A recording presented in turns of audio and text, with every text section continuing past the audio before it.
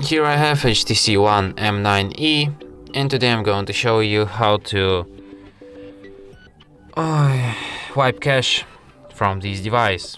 So firstly you have to turn off your HTC, and after it turns off completely you have to hold down combination of keys, power key plus volume down at the same time for a couple of seconds like this.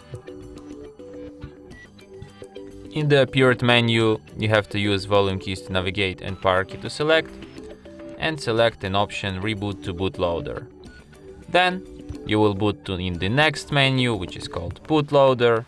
Here in this menu you also use volume keys to navigate and power key to select, and select an option boot to recovery mode.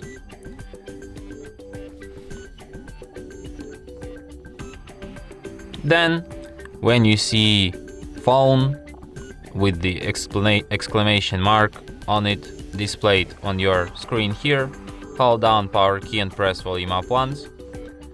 In the following menu, just like in all previous menus, use volume keys to navigate and power key to select, and select an option wipe cache partition. After you see the message cache wipe complete, just select the first option reboot system now, and your device will be restarted as usual.